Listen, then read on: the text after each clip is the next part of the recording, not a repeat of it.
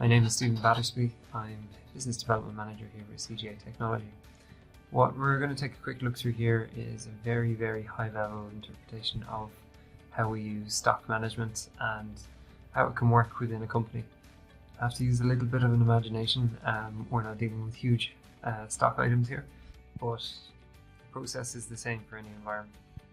Just on a high level, stock management to us is perishable goods, something that's taken out, it's used against a part of machinery and recorded, it's PPE that's given to an employee and is no longer in stock, or it's items that are coming and going and transactions. So it's the monitoring of those transactions and then also the notification that you fall below a certain amount, it's got a certain value, and the amount of parts that are being used and different things like that. So there's a lot of flexibility in there in the setup. You can control the parts, you can control the grouping of them as well, which helps when you're filtering reports, pricing, VAT, the whole lot. It's pretty customizable. And then we use the mobile applications to try and get the data while you've got you guys going around on the ground literally using the stock. That's the point, that it's most important to capture that information accurately, and then your sheets should match up on the other end. If you can't get that process nailed down, there's no point in even starting. So we're going to go through, like I said, a little bit of an imagination, but the principles of what we do can apply to anything. And this would be used in some companies to manage hundreds and thousands of stock items transferring a week to just kind of smaller, larger stock items. So it's a pretty versatile module. It is what you make it, but it's important to make sure that the process in capturing the information is extremely well refined. Okay, so here we're just going to see it from a mobile application perspective. You select your location, and now you scan your stock item. Typically you'd have a tag at the end of, say, a shelf for smaller items, or an individual item can have its own asset tag. You can delete it, you can edit the quantity that you're taking, you can assign it against an asset by scanning the back of the asset, or an employee if in the case of PPE. We're just going to take a look at our quality control system to give you a little bit of an idea of how this works on the system side. Over here, underneath one of the menus, you'll have your stock management.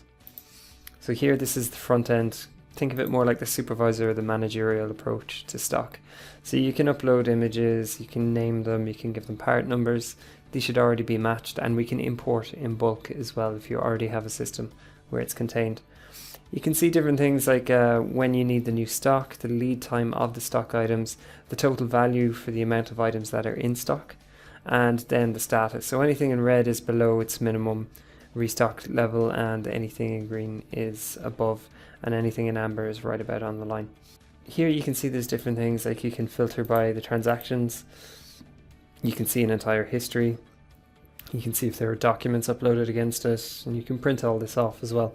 So that'll give it to you in a PDF or an Excel format that then you can then use to pull into another system. So if we take a closer look on the administration side, you have stock groups.